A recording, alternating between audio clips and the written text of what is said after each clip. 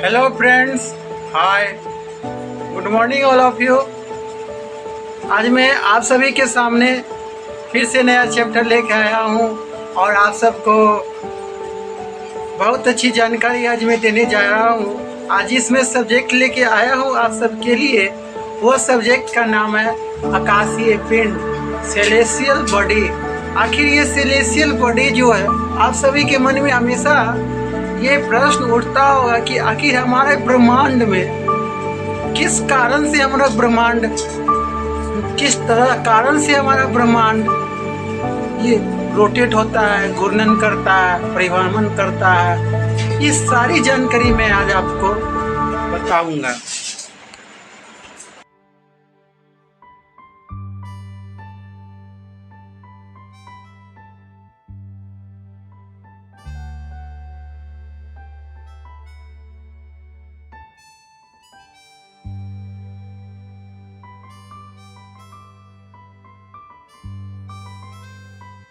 तो आइए फ्रेंड्स, जानते हैं आज आकाशीय पिंड के बारे में, सेलेस्टियल बॉडी के बारे में। हमारे आकाश गंगा या मंदाकिनी तारों का एक विशाल पुंज है। यह आकाश गंगा 1000 मिलियन यानी 10⁻10 आकाश गंगा है। प्रत्येक आकाश गंगा में 1,00,000 मिलियन यानी कि 10⁻11 तारे हैं। कहने का मतलब है कि हमारा आकाश गंगा यानी मंदाकिनी जो 10,000 मिलियन से मिलकर बना हुआ है, और इस 10,000 मिलियन मंदाकिनी में 1,00,000 मिलियन यानी कि 10⁻11 तारे का एक विशाल पुंज है। अब मैं बात करता हूँ नीहारिका अत्यधिक प्रकाशमान आकाशीय पिंड हैं जो गैस और धूल के कणों से मिलकर बना है। कहने का मतलब है कि हमारा जो आकाशीय पिंड है वो नीहारिका से अत्यधिक प्रकाशमान होता है, और इसकी जो संरचना हुई है गैस और धूल के कणों से मिलकर बना हुआ है। गैस की बात करें तो वह हीलियम गैस और धूल के कणों से मिलकर बना है। अब मैं बात करता हूँ फ्रेंड्स, तारामंडल तारों का एक समूह है। इस समय यानी कि अभी जो वर्तमान में 89 तारामंडल की पहचान की गई है। यानी कि इस आकाश गंगा में अभी वर्तमान समय में 89 तारामंडल है। यानी कि एक तारा को 89 से गुना कीजिएगा तो बराबर 89 तारामंडल की पहचान कर गई। इनमें हाइड्रा सबसे बड़ा है, जैसे ग्रेट बैरियर रीफ, कालपुरुष आदि तारामंडल ही हैं। कहने का मतलब है कि हमारा 9 ग्रह का जो सोलर सिस्टम में एक ग्रेट बैरियर, कालपुरुष आदि तारामंडल में, और अभी ज्ञात जो सबसे नया जो सबसे बड़ा भी जो वैज्ञानिकों के द्वारा प्रतिभावित किया गया है वह हाइड्रा तारामंडल है। फ्रेंड्स, आइए जानते हैं अब 12 तारामंडल को की प्रति को राशि चक्र कहते हैं। कहने का मतलब है कि हम मानव में जो 12 में उसमें एक 12 राशि चक्र होता है। जिस राशि चक्र में कौन कौन आते हैं? वृष, शक, मेष, तुला, मीन, ये क्रमशः जो राशि का चक्र है उस राशि चक्र के तारामंडल यू भी तारामंडल ही हैं, जिसे कि पत्री के नाम से जानते हैं।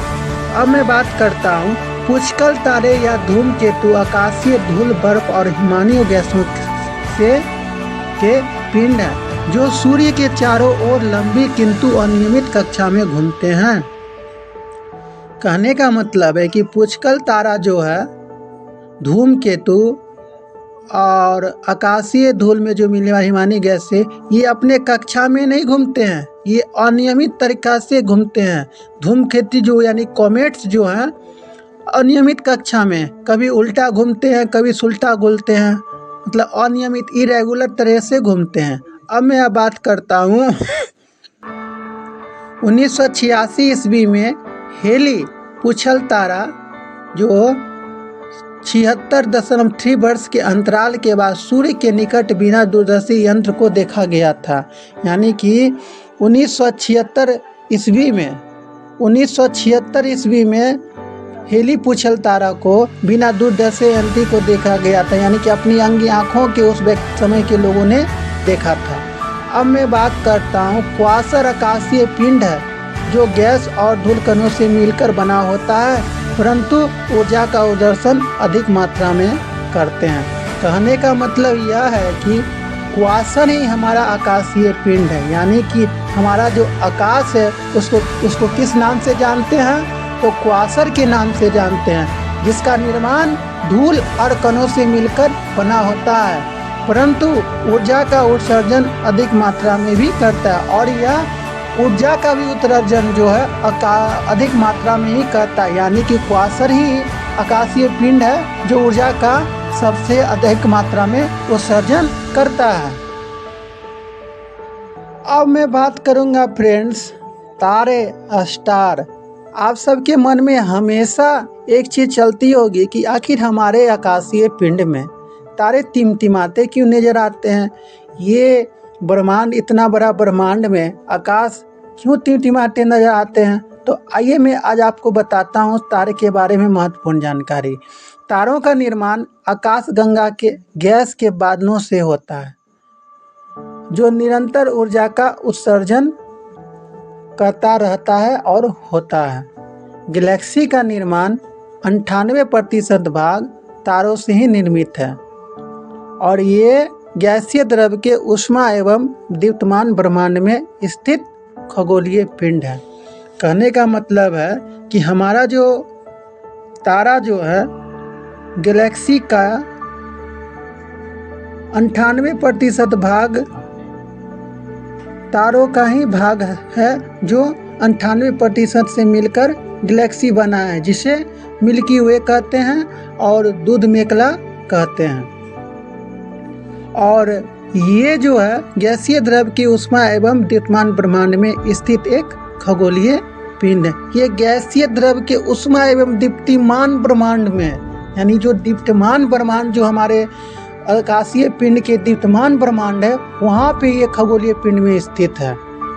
और मैं बात करता हूँ, अब मैं मेन मुद्दा की बात करता हूँ कि आखिर हमारे आकाश में जो तारे टिमटिमाते हैं किस प्रकार टिमटिमाते हैं। तो यही कारण है जो ऊर्जा का निरंतर उत्सर्जन होना ही, जिसे प्रकाश का परावर्तन का नियम कहते हैं।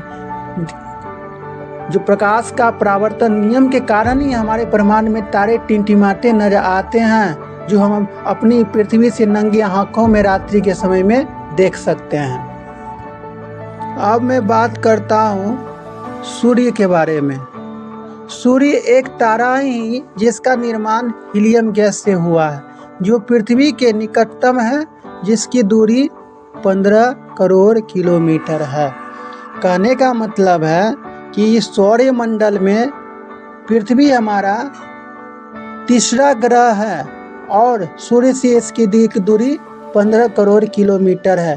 विशेष जानकारी के लिए आप मेरी बैक क्लास के वीडियो में देख सकते हैं सारा जानकारी। अब मैं बात करता हूँ, विशाल तारों की ज्योत्सना सूर्य से अधिक है। कहने का मतलब है कि सूर्य से भी ज़्यादा चमकीला तारा है जो सूर्य से ज़्यादा रोशनी करती है हमारे आकाशीय पिंड में। तो उसमें जो है 3 जो सबसे प्रसिद्ध है, बेटेलगीज, सिरियस, अंतारिस। यह जो तारा है जो विशाल तारों का ज्योत्सना पुंज है, यानी कि जितना तारा है ये 3 से ही तारों का सबसे रोशनी जो है प्रवाहित करती है, इसलिए इसका नाम पड़ा है विशाल तारों का ज्योत्सना का ज्योतिपुंज। अब मैं बात करता हूँ नोवा तारा के बारे में। नोवा वह तारा है जिसकी चमक गैस से निष्कासित होने से 10 से 20% अधिक बन जाती है। नोवा तारा क्या होता है साथियों, अब मैं बताता हूँ कि नोवा तारा जो है ना, ब्रह्मांड के सबसे आखिरी और लास्ट के बीच का जो तारा है, वहाँ पे एक केंद्र में स्थित है गुरुत्वाकर्षण बल के कारण, जिसकी चमक गैस के निष्कासित होने से, यानी इसको निष्क्रिय किया जाता है तो इसकी चमक 10 से अधिक बढ़ जाती है। सुपरनोवा तारा वह तारा है जो 20 से अधिक % चमकने वाला है, पृथ्वी से देखा जाने वाला सबसे अधिक चमकीला तारा क्रेस्टांग तारा को कहते हैं। कहने का मतलब है सुपरनोवा तारा जो ये उपनोवा तारा से 10% अधिक बढ़ जाती है, लेकिन यह 20% से अधिक ज़्यादा चमकने वाला तारा, इसलिए इसका नाम पड़ा सुपरनोवा, यानी कि सबसे सुपरनोवा तारा है। और पृथ्वी से जो हम अपनी नंगी आंखों से देख सकते हैं, बिना यंत्र और तंत्र, कोई टेलीस्कोप के माध्यम, कोई इलेक्ट्रॉनिक उपकरण ना कोई भी के माध्यम, सिर्फ अपनी नंगी आंखों से देख सकते हैं, उस तारा को क्या कहते हैं? क्रेस्टांग तारा कहते हैं। आप देखते होंगे जो कभी हिलविल, कभी चमकता, कभी कभी उधर करता है, वही जो है तारा को हम क्या कहते हैं? क्रेस्टांग तारा कहते हैं। ब्लैक होल जिसे कृष्ण छिद्र बनने के कारण तारों की ऊर्जा समाप्त हो जाना। प्रत्येक तारा लगातार ऊर्जा का बड़ी मात्रा में उत्सर्जन करता रहता है और निरंतर सिकुड़ जाता है, जिसके कारण गुरुत्वाकर्षण बढ़ता जाता है। इस ऊर्जा उत्सर्जन के कारण एक अंत समय आता है जब ऊर्जा एक रुक जाती है और तारों का वह वहन भी रुक जाता है। कहने का मतलब है ब्लैक होल से ही ऊर्जा का निःसरण हो जाता है, उत्सर्जन नहीं होता है, उत्सर्जन बंद हो जाता है।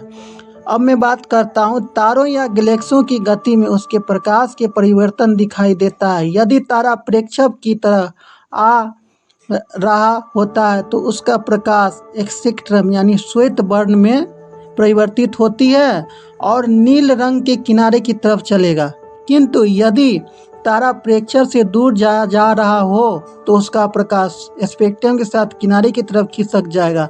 इसी नियम को डॉपलर का प्रभाव कहा गया और डॉपलर के प्रभाव को ही कृष्ण छिद्र का नियम भी कहा जाता है। तो इस तरह से साबित होता है कि प्रकाश का परिवर्तन हमारे ब्रह्मांड में होता है। This is the proof my dear friends. अब मैं बात करूंगा यदि तारों का भार सूर्य के बराबर होता है तो यह धीरे धीरे ठंडा होकर पहले गोलों में बदलता है, फिर ठंडा होकर अंत में श्वेत छोटे पिंड में बदल जाता है। कुछ समय पश्चात यह कोहरा पिंड बन जाता है और अपने ऊपर गिरने वाले प्रकाश को अवशोषित करने लगता है।